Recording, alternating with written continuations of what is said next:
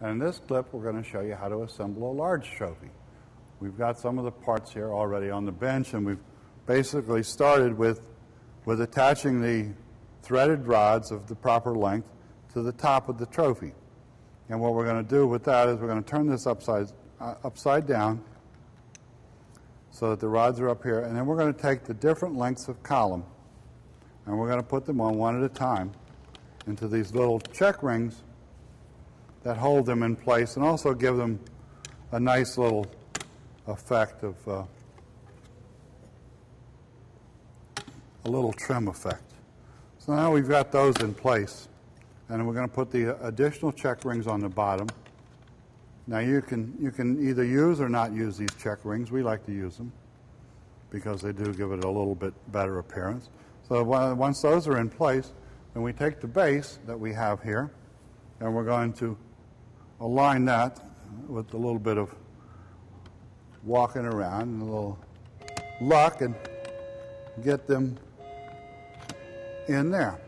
So now we have that part, and then we'll take our 1/4-20 nuts and we're going to put them on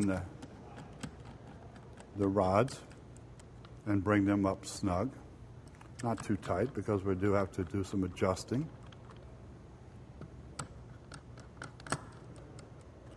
And we'll just snug them up. And we're going to turn it over and make sure everything is lined up and get the columns all facing in the same direction. It'll give us a nice appearance. And then just snug these up. And then we have our top piece, the cup and the figurine, which is already assembled with the proper length rod. And we're just going to attach that to that.